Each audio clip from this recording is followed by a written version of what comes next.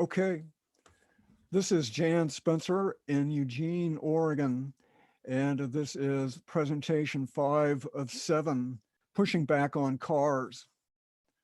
And the image you see there is my own backyard here in Eugene, or at least as it looked during the summertime. Doesn't look like that exactly right now. I'd like to do a little bit of orientation. As I mentioned, this is the 5th of a 7-part series. So just to give you a little bit of where I'm coming from, I really feel like that we need to be picking up the pace for social, political, and economic transformation. I mean, like everybody, I hope Biden wins the presidency, but the kind of world I want to see ain't going to happen with Biden. But at least he can sort of take a few little small steps in the right direction. But ultimately, I think it's largely up to us to create the world that we want to see. And us can end up being tens of millions of people as well. A society that lives within the boundaries of the natural world and brings out the best and positive human potential. An economic system that is honest, accountable, and serves the healthy goals of society. Restoration of the natural world. I also gain a lot of encouragement and inspiration from the principles of the world's great spiritual traditions. I'm not a religious person. This isn't religious. This is the social principles, all shared by almost all the world's great spiritual traditions. Care for the natural world, modesty of lifestyle, service to the community, personal and society uplift, and being responsible for our own actions. And almost all the world's great spiritual traditions share these ideals. So pushing back on cars is a good fit for this entire series of presentations. Given the deepening social, political, economic, and environmental trends, reducing our ecological footprints is an enormous part of moving towards the kind of world I think most of us or many of us would like to see. We're just consuming too much. That's not a radical opinion. That is well accepted by just about everybody, even people who have got big eco footprints. So cars do have an enormous ecological footprint. And it's hard to live without a car, that's for sure. There's a reason for that. I'm not going to go into that quite at the moment, but this presentation will show some wonderful examples of pushing back on cars. And I'm really excited, some from this country, some from mostly Europe. We'll see a little more about that.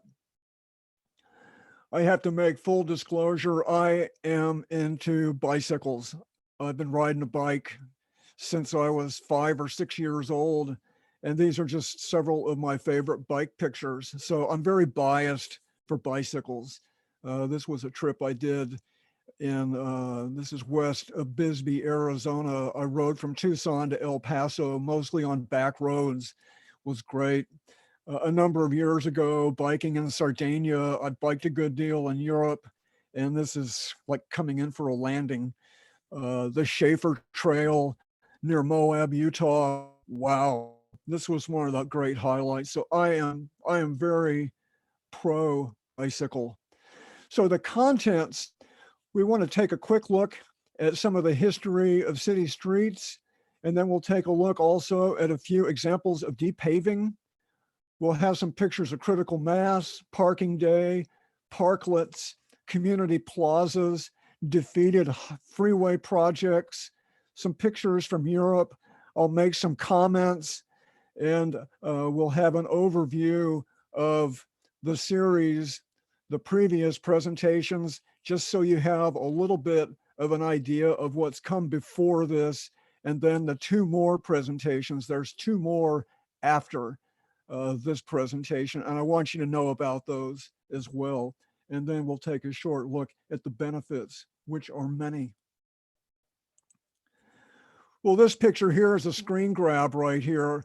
I was watching an Italian documentary. I like to watch news and documentaries in Italian to work on my Italian.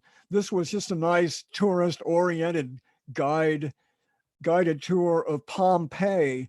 And when I saw this right here, these are bollards. This is Pompeii.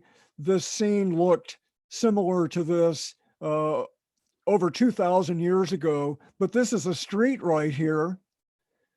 And these are bollards. And if you know what bollards are, they are devices that we're seeing more of that oftentimes kind of keep cars from going in a certain place.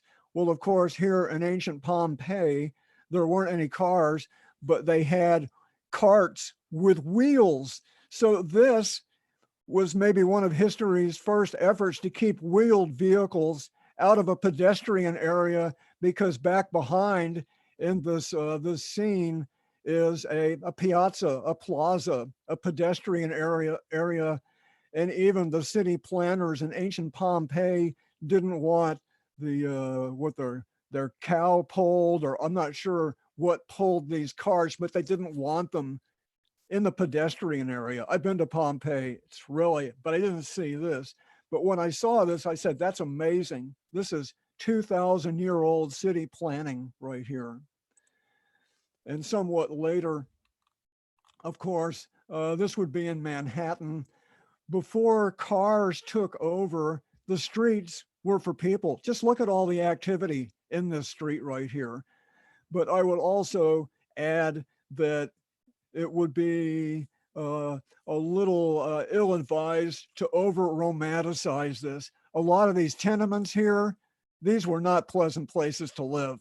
So they're probably glad to be out in the street, so they're not sharing a room with 8 other people.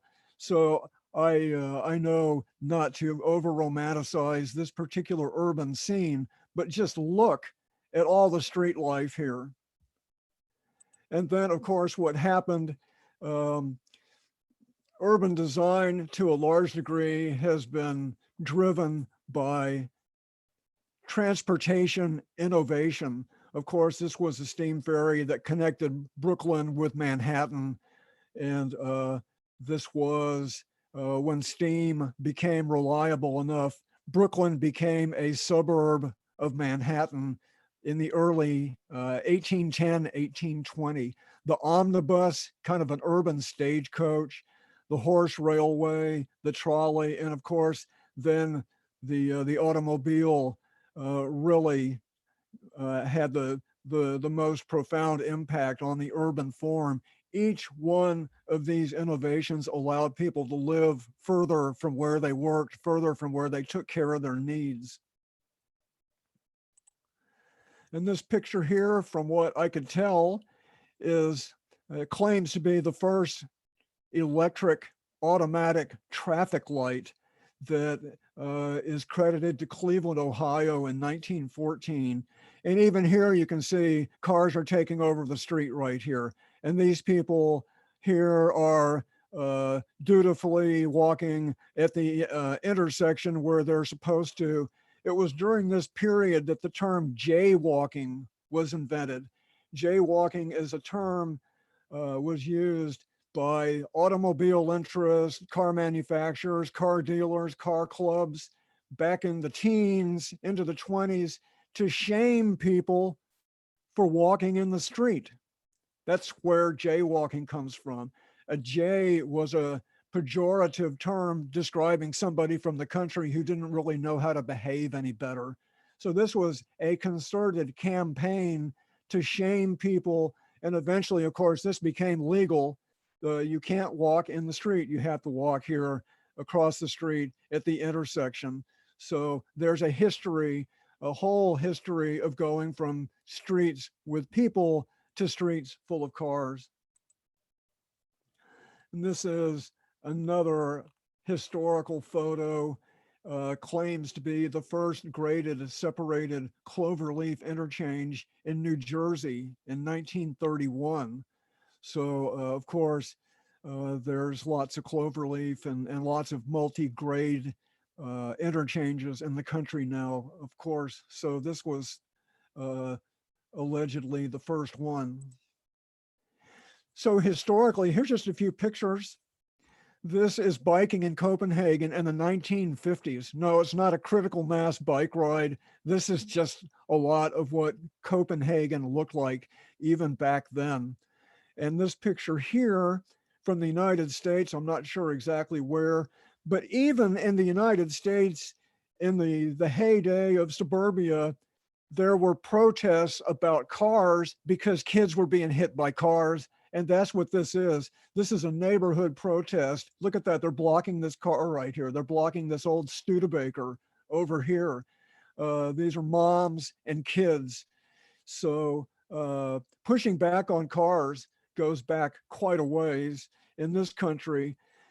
And there's kind of a popular belief that Europe is so much better with bicycles because their cities predate cars. Well, there's some truth to that. There's a good deal of truth to that. But in post-World War II Europe, there was a huge growing interest in automobiles. Automobiles were modern.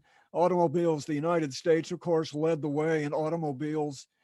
So there were even European cities like Amsterdam that invited American highway planners to come over and tell them how to make their cities modern. Unbelievable. So as it turned out, there's of course more to the story, and you can research all this if you like, but the Arab oil embargo and there began to be a pushback, a popular pushback in much of particularly Northern Europe, saying we don't want to have cars taken over our cities. And you can find historical photos of even places like Amsterdam and Copenhagen where there's cars parked on the sidewalks. There's cars everywhere. So cars parked in historical public places as parking lots. Well, the people, many people in particularly Northern Europe, they push back. This is a demonstration in Copenhagen in the 1960s for pushing back about against cars, because at an early point, people realized we don't want to have our cities taken over by cars. So there's a real interesting history about pushing back on cars in Europe. So this type of demonstration can take a good deal of credit for where Europe is today. And I certainly wouldn't say Europe is perfect in terms of their urban transportation, but I've spent a good deal of time in Europe. I've spent actually a lot of time in Europe, a couple of years in Europe, and it's much better than what we experience here. And of course, whoops, no, this is what I want. Oh, this is what I want. And part of the reason is, of course, the interstate highways, and there was enormous amount of business interest, economic interest in pushing automobiles in the United States. Of course, cars are incredibly seductive. What could be better than just kind of sitting there and going down the road at 50 or 60 miles an hour? But there is a lot of economic interest. I would encourage people to do some reading about how cars came to dominate the way they do right now.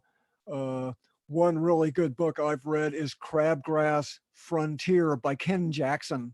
Crabgrass Frontier by Ken Jackson. He's a history professor at Columbia. I've actually interviewed him, and it's not a difficult reading book at all, but it's a good history of suburbia. But the interstate highways carved up many, many cities. This is Detroit right here.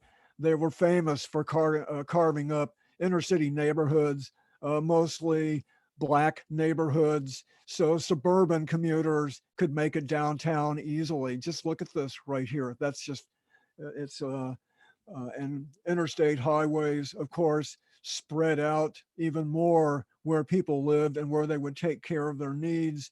This was an early shopping mall also in Detroit. So of course, here's the interstate highway system, um, one of the largest public work projects in the world's history right there, and was a great benefit to the automobile culture. And this picture here is Interstate 35, 635, and Central Expressway in Dallas, Texas. I used to live within 2 miles of this location, but it was before this was built. This used to be a country road. This used to be Valley View Lane right here.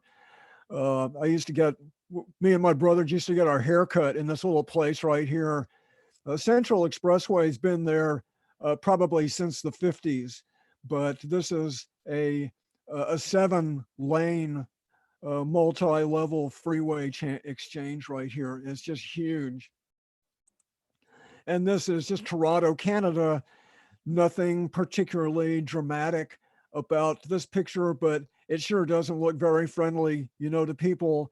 One lone bicyclist right here, people on the sidewalk, making sure they don't jaywalk. So there's nothing particularly special about this picture. It could be thousands of different cities and towns that cars dominate, just like this. And this picture is, of course, suburbia. This would be very contemporary right here. This is Las Vegas, and completely car dependent. I don't know where the closest store is, but of course you can see there's a little bit of a bike path here, but we have built a society that is just enormously dependent on automobiles, and they have a enormous ecological footprint. Let's take a look at that. There's a term in economics called external costs, and I'm sure people here have heard that, and maybe they even know what that means. It's nothing complicated, but basically external costs refer to the fact that when we buy a lot of products, whether they are a service or a manufactured product, an automobile, a granite countertop, almost anything, the price we pay doesn't really cover the cost of the damage that product inflicts on public health and the natural world. And this picture here, of course, there's the automobile. We've got climate change as an external cost. The resource footprint of suburbia is an external cost. Healthcare of people getting hit by cars or breathing polluted air, that's an external cost. All the time lost in traffic, our urban form, this image here, Barcelona, Spain, Atlanta, Georgia, in scale. These are two cities with approximately the same population. Is this a very compact, easy to get around to kind of a city? You've got to have a car pretty much in Atlanta or Houston or Phoenix or dozens of other cities. So that's part of the external cost. I consider the military to be an external cost to safeguard access to resources and safeguard commerce for our affluent lifestyle. And of course, there are untold numbers of people in the less affluent part of the world who are on the receiving end of our affluence. This would be Ecuador. I have a good friend from Ecuador, and she said, yeah, this is Ecuador. In the Ecuador Amazon, where there's a lot of oil and gold prospecting, but this pond right here full of oil, and they obviously don't look very happy about the situation. They probably got good reason.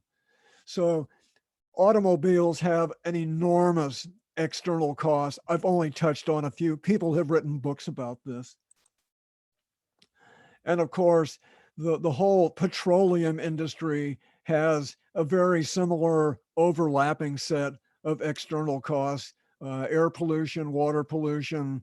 This would probably be a big Gulf of Mexico blowout. Some of the same pictures, uh, sort of environmental racism. This probably someplace, could be Texas, could be Louisiana. The visuals of the car built society. I can't imagine anybody feeling uplifted living in a place like this. And we all experience places like this. Um, I, I think that the aesthetics of a place has an enormous amount to do with our own health and our society's health too. If we live in an ugly place, it's going to make having a positive attitude a little bit more difficult. I kind of doctored up the pump right here. Um, I sort of inserted some of my own numbers, but once again, uh, if we paid the true price for a gallon of gasoline, a fill up for 20 gallons might be something like what, 250, 300, $400. It's kind of hard to say, but unrealistic cheap prices for just about everything makes it a lot easier to buy stuff. And we live in a society that worships cheap stuff, and it is cheap, but it doesn't cover the whole cost, and we're paying a pretty big price for it otherwise. In this picture here, the American way of life is non-negotiable. There are several people who can take credit for that. Donald Rumsfeld perhaps being one of them. But the meaning of that statement is we are Americans. We're going to live with cars. We're going to live with suburbia. We're going to have the richest country in the world. Forget about the ecological footprint or what happens to the planet and what happens to the rest of the world's citizens, so Americans can live in their affluence. And what this shows to me, given the condition of the world, our own society, climate change, social disequity, foreign relations, the list is a long list of the external costs of our affluent way of life. Those people who are in control are more interested in making money than they are in the well-being of people and planet. And you might say, okay, what else is new? I already know that. Well, if you do, I'm glad. But we, I think, need to do more than just know about that. It's important to respond and act on that as well. And that's what the, after we do these couple more slides, this is kind of just a few thoughts from what you've just seen, and this adds to the momentum for pushing back on cars. Of course, you know that something like 40,000 people die from automobile wrecks every year in the US. Cars and trucks degrade the natural world in cities too. We've just seen some pictures. I just mentioned this. The economic system is more interested in making money than the well-being of people and planet. And another huge expense is if we spent that money that we spent on automobile infrastructure, new freeways, new multi-layered intersections on cars, all the infrastructure. Think of what our society might be like, our own homes, our neighborhoods, our own communities, if we spent that money in a smarter way that was, of course, walkable neighborhoods and making bicycle riding safe, having the places that we need for our basic daily needs within walking distance or easy bike riding distance. There's no shortage of money to create the kind of world many of us would see. It's just a matter of what we do with what we have. And that goes at the individual level too. Was it Ivan Ilyich, some commentator mentioned that the average American is working from January 1st, January, February, March, April, May, different lengths of time just to pay for their car and their car's expenses, several months out of the year just to pay for the car. And of course, it's difficult to live without a car because that's intentional, because the people who are controlling this are more interested in economic activity than they are in what's good for people and planet. So that for me is a big motivator to push back. Just I've got more self-respect than to just sit there and take it. And of course, I suffer from the car culture too. I have a vehicle. I use it a couple times a year. Actually, I ride a bike as my primary transportation. This is pretty fascinating when I came upon this. I'm a little bit of a land use wonk, and I was reading State of Oregon land use goals. These aren't laws, these are goals. So there's nothing that really says you've got to do this. But, and every city has different types of goals over a 10, 20, 30-year period. Every city's got kind of planning goals. And I've looked at Eugene's planning goals, and these are kind of a combination of Eugene and Oregon. The local goals have to conform to the state goals.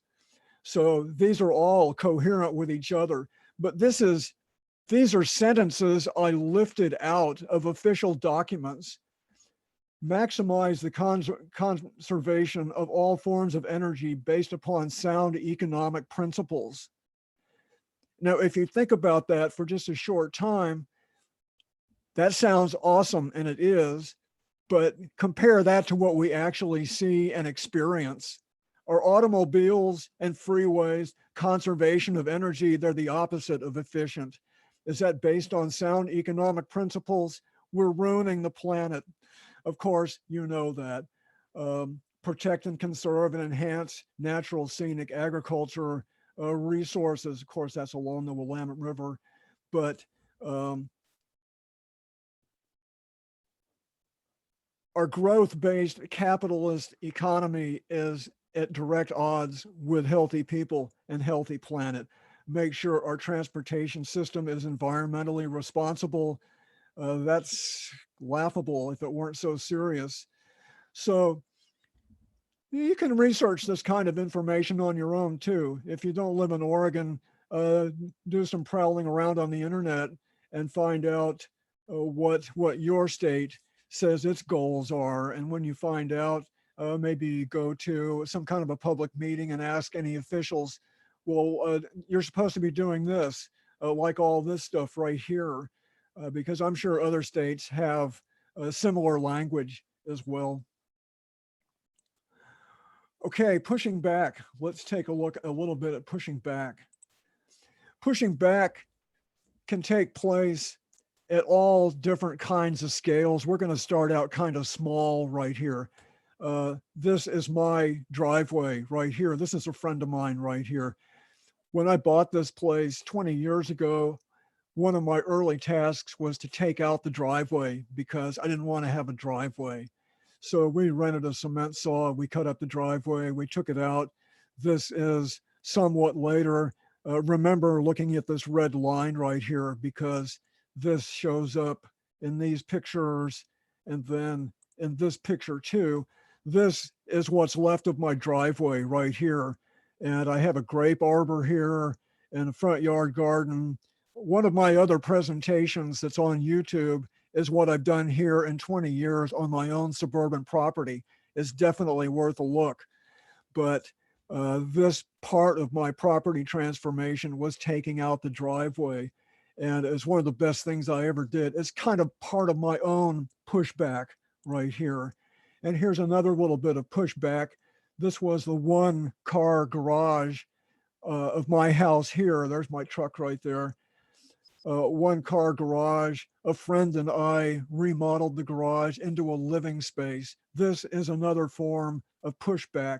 This right here turns into this right here. This here turns into this right here. So these are just two very small examples of home scale pushback.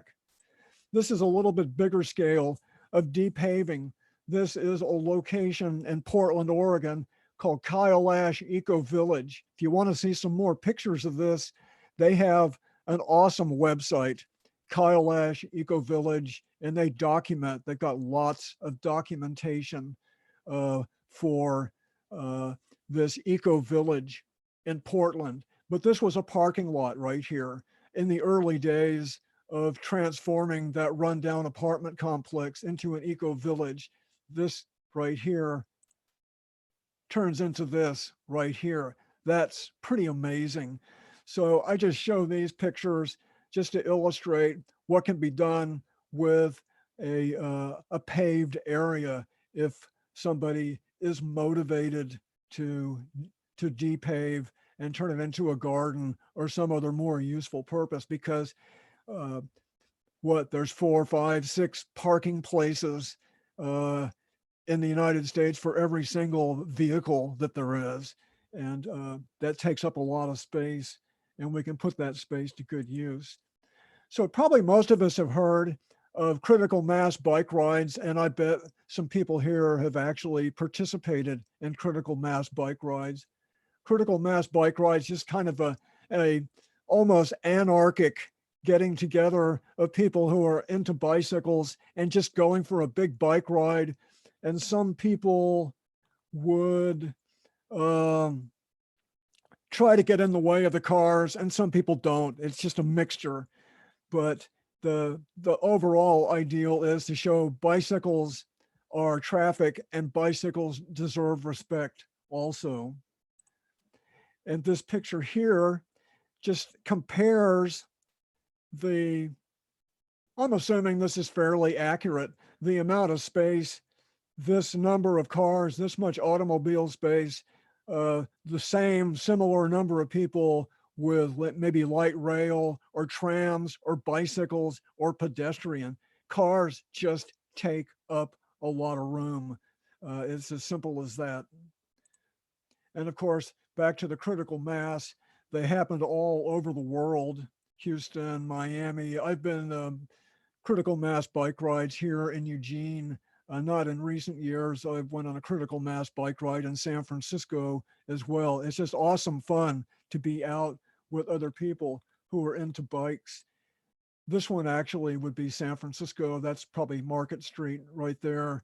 I'm not sure where this is, but I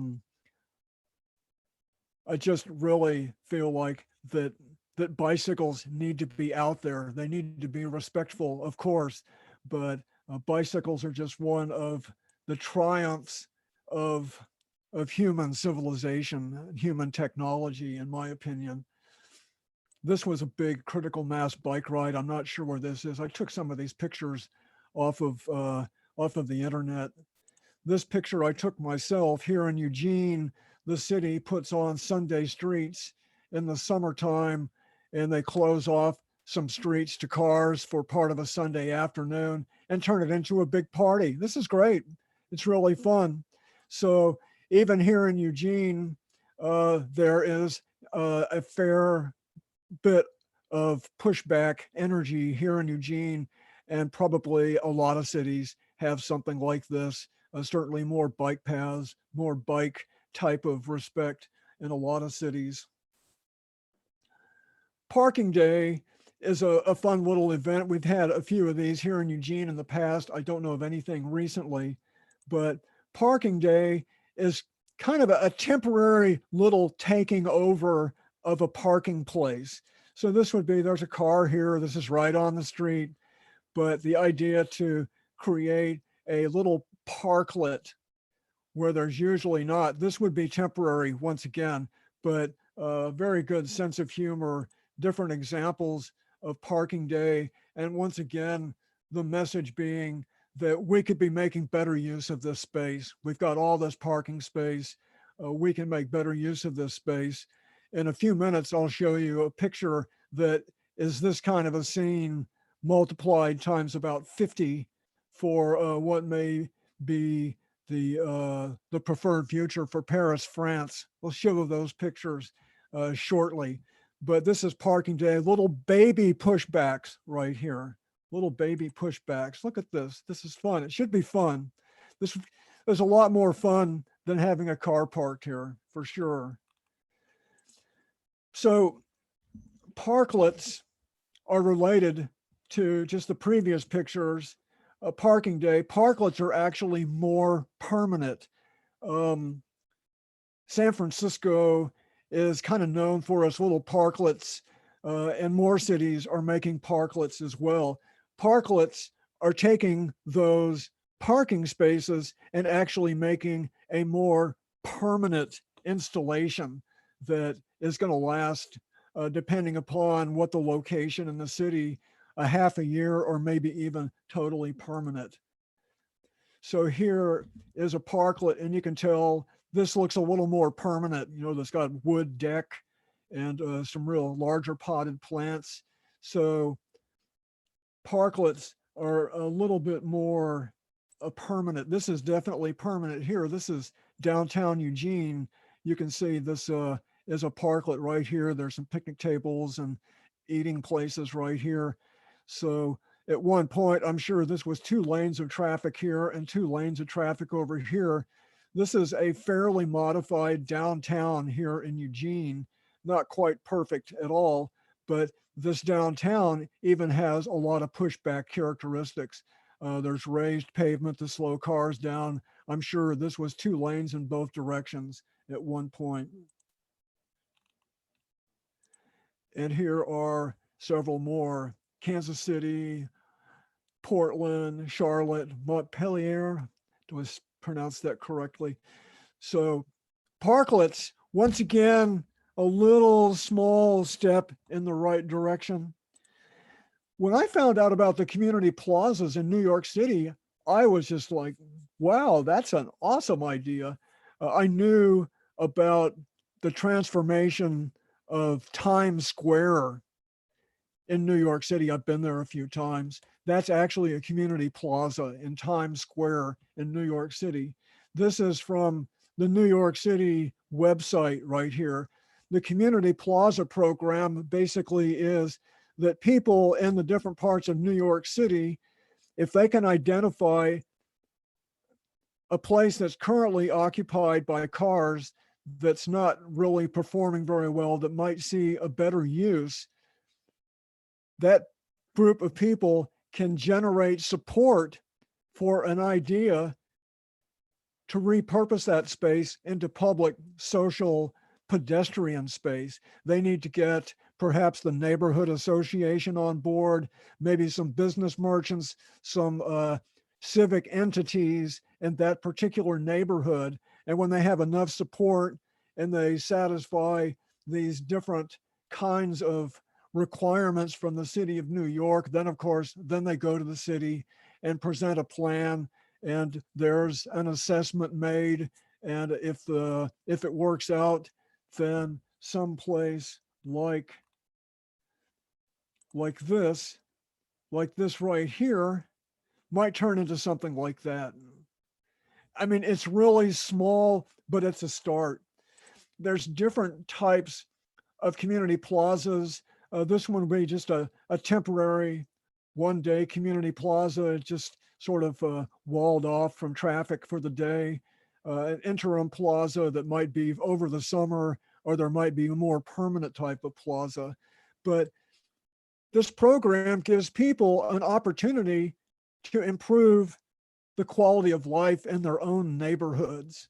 And it empowers people to take initiative and push back against cars. I think that's great. This particular place right here, before I saw this handbill for a community celebration. Look, all the stilts and the music and all the fun. This is planned to happen on this location right here. And this is a public notice.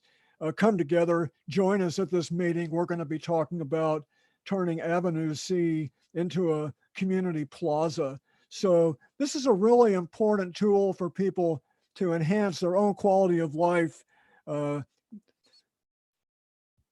improve air quality, and meet their neighbors and build community. So I really like the idea of community plazas. I'm sure there are some other cities that have something like that too. Pushing back on divided highways. This is Portland in the early 70s, late 60s, early 70s. This is called Harbor Drive. And it was kind of an early, not quite interstate, but a limited access highway right along the Willamette River. This is prime real estate.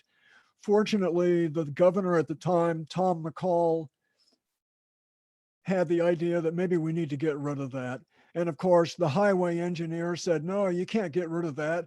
That's going to create traffic jams all over the city. Well, they did end up getting rid of it, and it didn't create traffic jams. This highway actually was removed, and this is what that scene looks like currently. A beautiful park along the Willamette River. This is Eugene right here. Eugene certainly has a little bit of highway, interstate here. This is a divided highway that goes here and just kind of ends here. There's a partial belt line right here, which is interstate highway grade. But what you see here with all of this orange, these were proposed limited access divided highways. These wouldn't have been interstate grade right here. I'm sure they would not have been interstate grade, but they would have been something like Harbor Drive in the previous pictures of Portland. These never did happen. And I can't imagine what Eugene would look like if all of these highways had happened. So this was just good fortune that back in the 60s and 70s, there was public pushback to the idea of building all these highways. These ones did get built. This is another one that never was built. I was part of the resistance to this one right here. And there's lots of examples of freeway pushback, the term, of course, being freeway fight. You could look up freeway fights on the internet, and you could read lots of stories where people pushed back against freeways. We need to push back on this one here in Eugene. This is actually in my neighborhood. This is part of that belt line. This going over the Willamette River right here and some of these other improvements is something like $250 million. I just wonder, what can we do with that money instead of making these highways bigger? Of course, the term is, if you build it, people will come time after time. You build, create more lanes for traffic, and the traffic will come. We just can't keep doing that forever. Fortunately, this project here is not funded at the present time, and given the trends, it probably never will be. But this divided highway does exist. I live kind of back down here myself. This is another famous freeway that was partly built, but it was removed. This is the Embarcadero Expressway in San Francisco. And up through the 70s and early 80s, lots of people want to see this thing go because it's right here along San Francisco Bay. This is the Bay Bridge right here.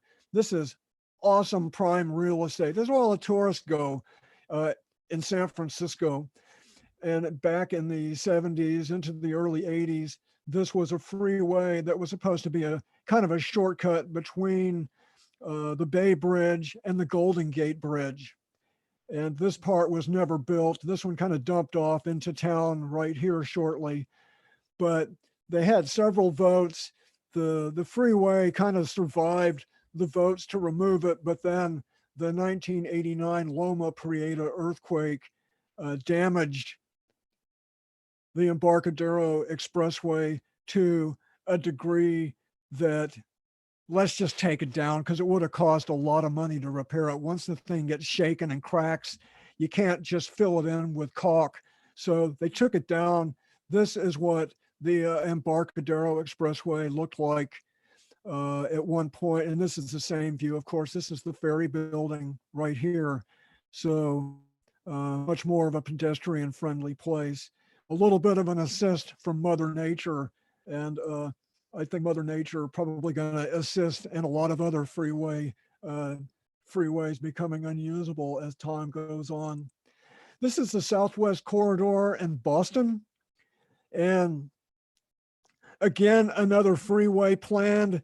They bought the property, the authorities bought the property, removed the houses, and actually began some degree of construction. The local people said, we don't want this thing, and they were able to stop it. This is about 4 miles right here. I've ridden all this on a bicycle. I took this photo right here. This photo right here is somewhere in here. And instead of a freeway, this is what they have. Another part of this right of way is some commuter rail as well. So instead of having an 8-lane freeway, there's playgrounds, there's community gardens, there's fields, there's bike paths.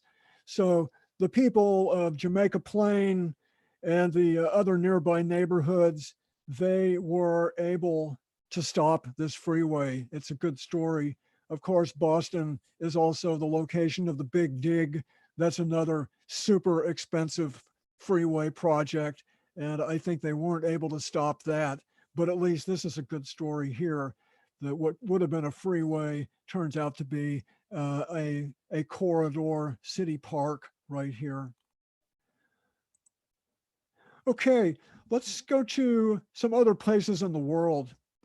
This is a very, very interesting little graphic that I kind of enhanced a little bit. And these are cities here, and these are different countries: Denmark, Germany, England, Canada, Australia, USA. And this is a graphic that shows what the percentage is of urban trips done by bicycle. These aren't cross-country trips. This is like going to the store, going to the movie, or going to see friends. These aren't long, lengthy trips. But I don't want to talk trash about Portland, but Portland is generally seen as being one of the best bicycle cities in the United States, and it probably is. And Portland's got a lot of neat stuff too. I've bike ride a bit around Portland, and there's some great bicycle infrastructure. 3.5% of this particular type of trip in Portland, 3.5%. Berlin, 10%. Berlin is just sort of a wannabe in Germany. This is Munster, Freiburg, different cities in Germany. And then, of course, we all know about Amsterdam and Copenhagen, up to close to 30%. And this is even Groningen, also in Holland, and they're up to 45, 50% of urban trips are taken by bicycle. So this is kind of a shaming tool right here. Here we are, New York City, maybe 1%. This is Denver at maybe 1.5%, Minneapolis at 2%. This is really kind of embarrassing. And this is the product of the car culture. Of course, in these cities here, they are denser cities, but they also have much better bicycle infrastructure as well. And there's more of a culture.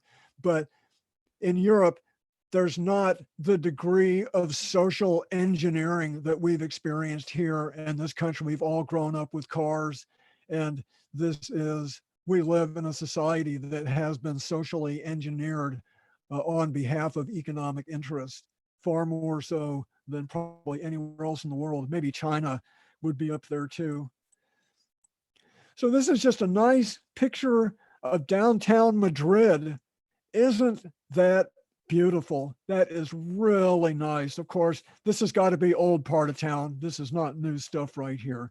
But I bet there's a history here. This probably did used to be a street. But you could look up Madrid, Spain, and you could do your own research and find out what they've done to push back against cars.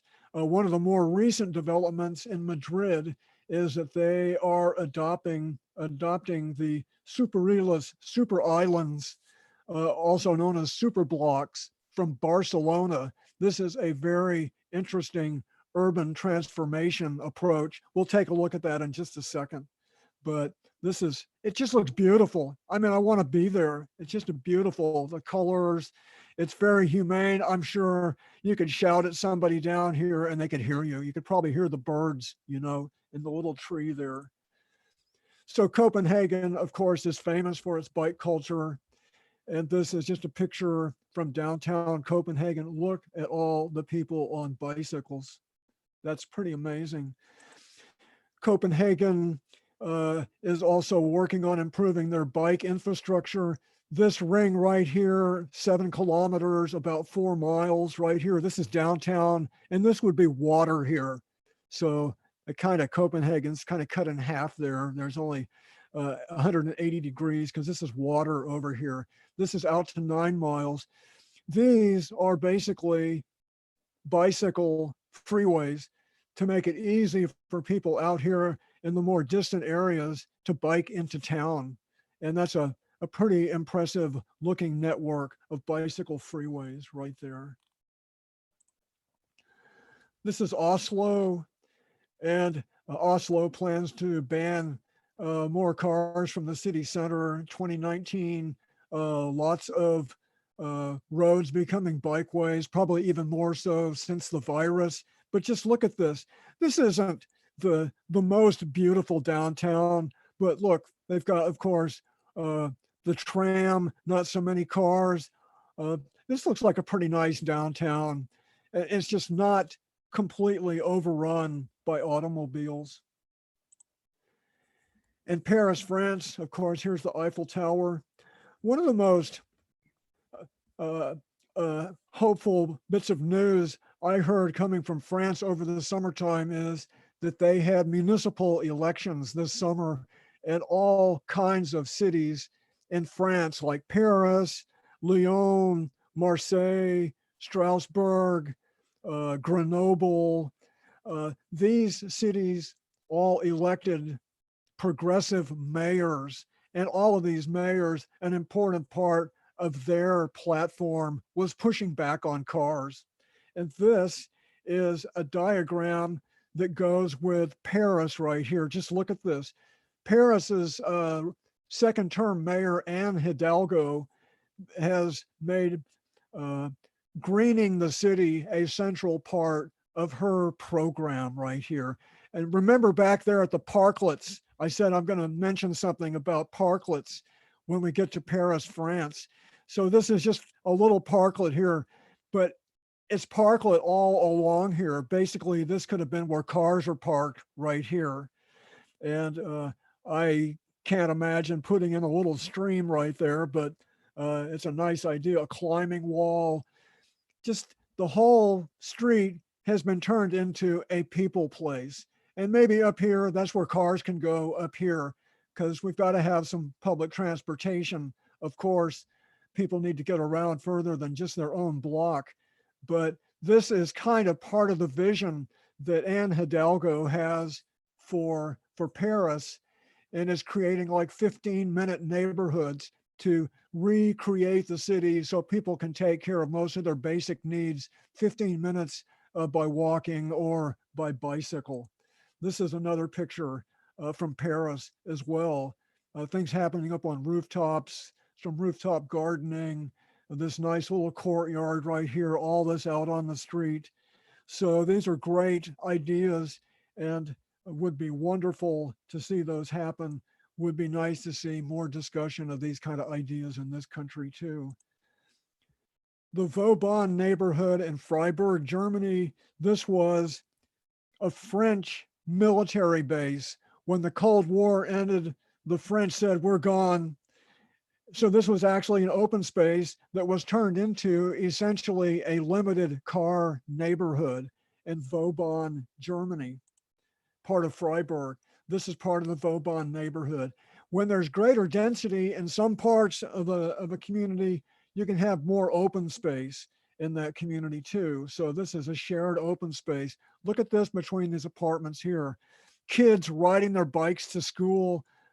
They have a trolley, of course, lots of solar. You can find lots of information about all of these places. On YouTube, you can search car-free, bicycle infrastructure. There's lots and lots of videos on YouTube where you can just see tons of inspiring locations. Here's a picture here, not a city that's generally thought of when you think of car-free cities. This is Baograd, Serbia, formerly known as Baograd, Yugoslavia. I've spent some time here actually in Baograd. I don't remember this, may not have been there when I was visiting, but this is just beautiful. Look at that, just this whole big shopping street right here in downtown Baograd. And of course, bikes are coordinated with transit in Holland and Denmark, a lot of the world, but just I've never seen anything that looks like this in the United States. The closest I've seen to this in the United States is probably UC Davis in Davis, California. Got a lot of bicycles in Davis, not quite like this, but in Holland and Denmark, there's just massive bike parking, to make bike parking safe. And of course, this would be at the rail station, so you can ride your bike and take the train somewhere. So here's one of my favorite places right here. This is Barcelona, Spain. And these are super blocks. Barcelona is a very densely populated city, of course, in Europe. There's few places in the United States that could very much compare with Barcelona. Certainly some Manhattan, maybe some San Francisco, maybe some Boston. Barcelona doesn't have so many tall buildings, but the idea is that this is a super block right here. And each one of these single blocks, that may be 4, 5, 6,000 people. These are like 7, 8-story high apartment buildings right here, each one of these blocks. And these are streets here.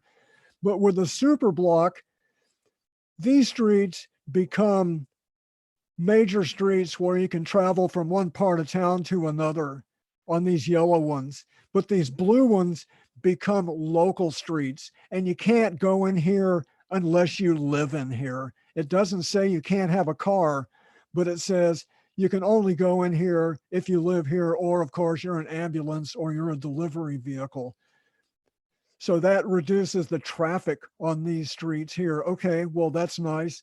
Take this little red rectangle right here and move that over to here. Just say this right here is this right here, becomes this right here. What they're doing is that the cars can go from here, around here, and along here on the periphery, but this inside here becomes this. And the cars can only go like 5 miles an hour.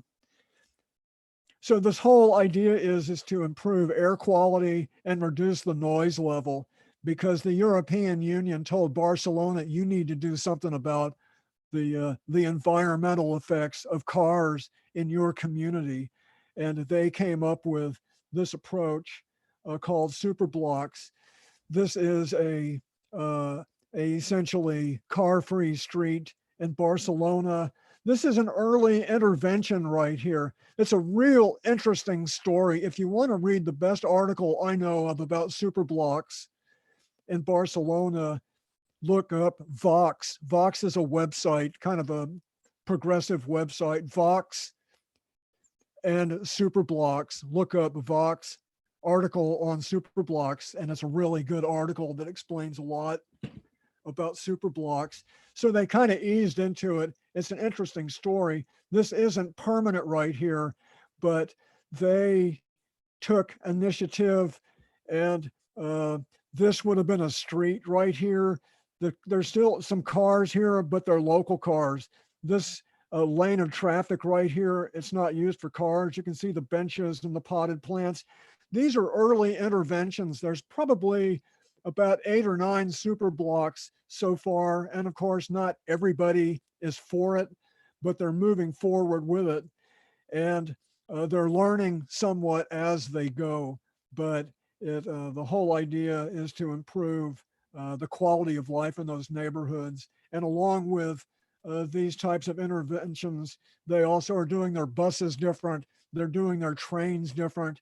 Barcelona has a metro system. So it's not just pushing back on cars, it's improving their entire public transportation infrastructure at the same time too. But just look, people out, probably meeting a lot of their neighbors for the first time. You can really see well here, this was an intersection right here. This was an automobile intersection right here. And and it's a playground now. So they've only got another 100 super blocks to do, a couple hundred super blocks more to go. It's the early going, but I think this is just wonderful right here, super blocks. Here's just a couple of quick thoughts coming back here to this country. And I'm sure people have thought about this.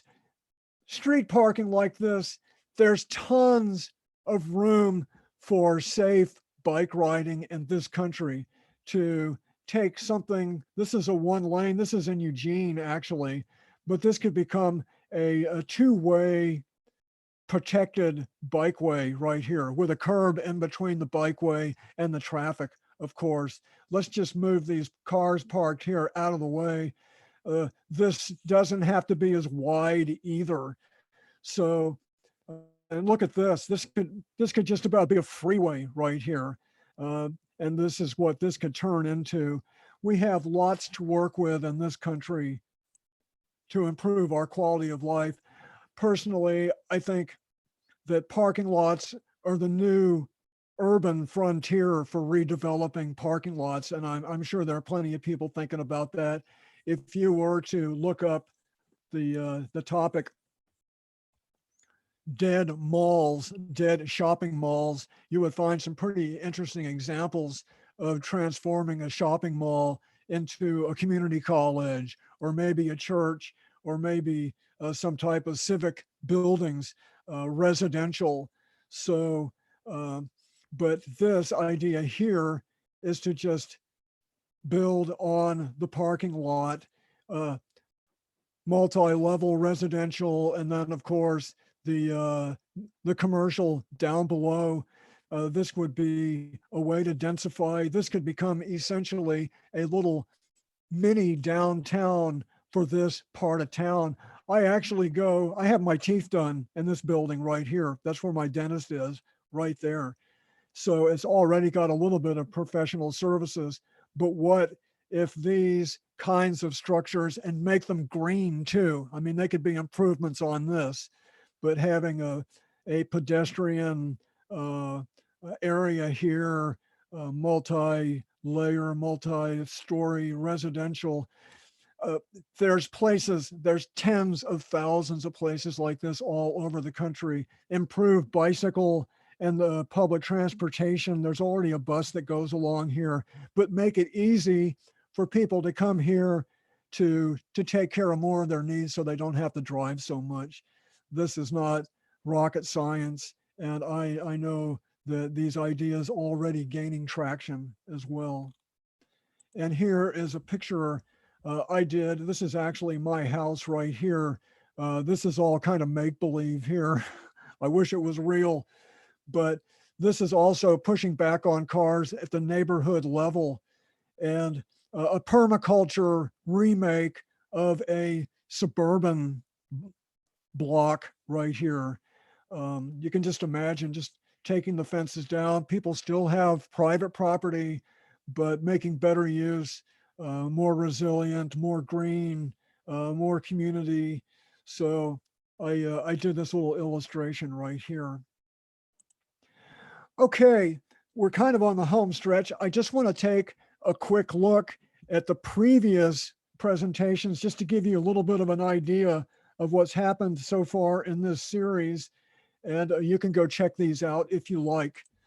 The first presentation was transforming a suburban property. I described what I've been doing here on my suburban property for 20 years. This was a grassy backyard. This is a patio that was turned into a passive solar space, edible landscaping everywhere, increased residential density. That garage turned into a living space is this area right here. And my driveway's over on the other side of the house, rainwater collection system, all kinds of stuff. And this, of course, is the URL for that, but that's on my website too. Allies, assets, and actions. Just different examples of people taking social and built infrastructure and being creative with it for a positive cause. That's what all this is about. Neighborhood associations. I'm very keen on neighborhood associations. I'm on the board of my neighborhood association. There's nonprofit organizations, there's movements. I made reference to Kailash Eco Village. A run down apartment complex became an eco village.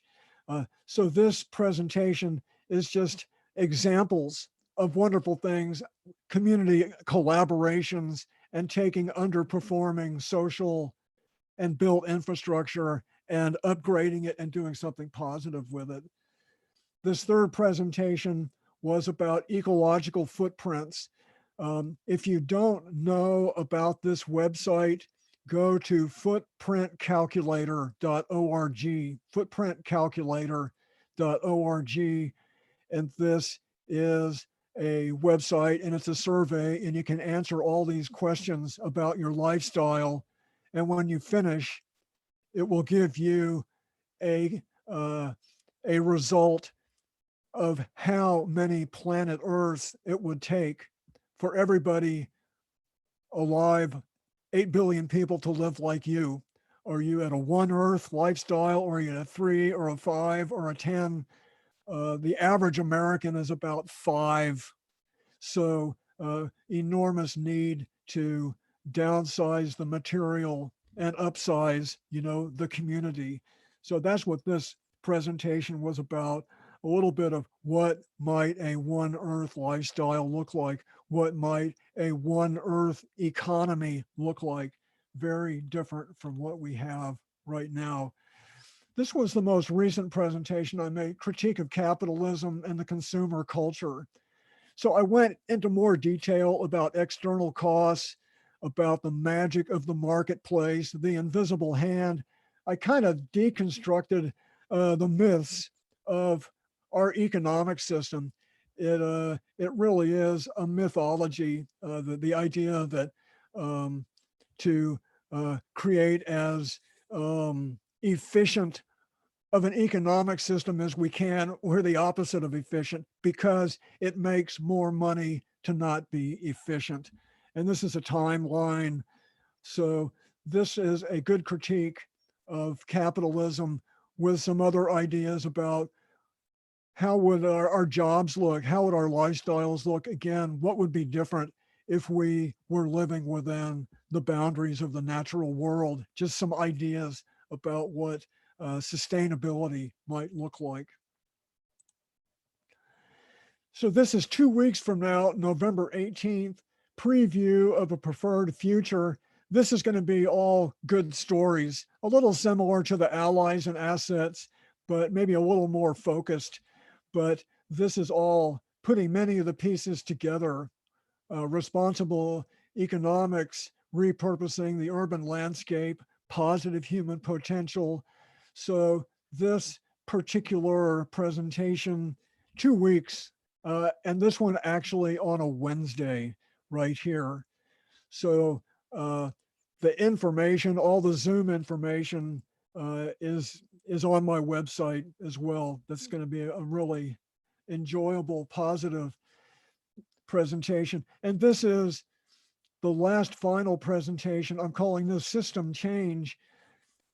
And kind of the little phrase I came up with is a new movement that already exists.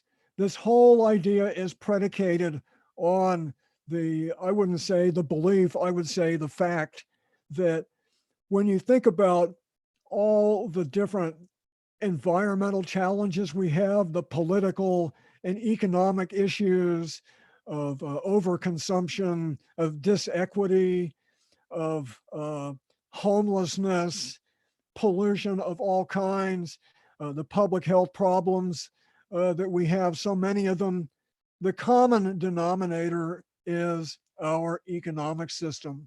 And because of that, and you think about most of the movements, the nonprofit organizations, the ad hoc organizations, ranging from the Red Cross to the Sierra Club to your local affinity group or your food buying club, they, in a sense, are all making effort to address the problems that capitalism has put on us.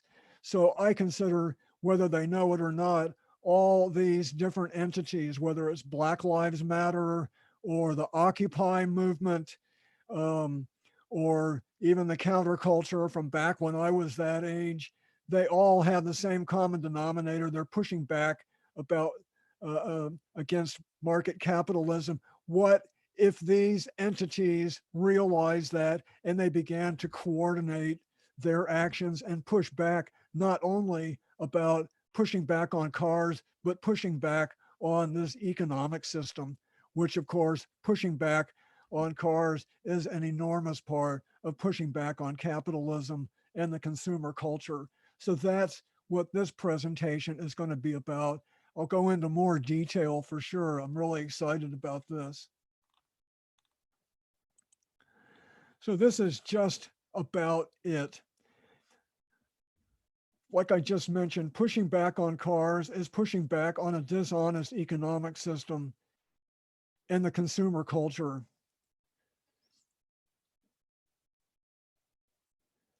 And I can't think of a more important, not everybody can ride a bike, of course, not everybody can walk 15 minutes even, but this kind of a more responsible way to take care of our needs can accommodate all of that. Once again, the hundreds of billions of dollars every year that are spent on inappropriate development could be spent in a smart way.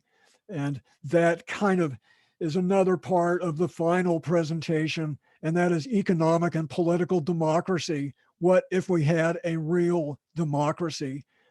Is Joe Biden going to win? I didn't vote for him, but I hope he does. But when Trump and Biden are the only viable choices, we're really shorting ourselves opportunities to create more of the kind of world that we want. Joe will take some baby steps in the right direction, and those can be nurtured and maybe they grow. I'm all for that. But I think we really need to pick up the pace. The multiple benefits of pushing back, of creating green and resilient homes and neighborhoods, it almost looks like a fantasy right here, but why not? We should be much more ambitious for what we think we can accomplish, because a lot of people doing all of this already at a smaller scale. I'm doing all of this here in my home in a smaller scale and with some of my friends here in my neighborhood. And I bet some people here also doing some of these kinds of actions. It's exciting. We live in challenging times, and for self-respect, for our own health, for the well-being of the natural world, we owe it to the planet. I think we owe it to ourselves to push back in a positive way, of course, in a positive way. And lots of people and organizations are already doing this. So I think that if we can synchronize that last presentation I'm going to do, I'll explain more of that idea. I think we're kind of underperforming, but we've got lots of motivation to become a bit more ambitious. So this, of course, is the last picture. You can take a screen grab. This has all the URLs and and even the Zoom information here for the final two presentations.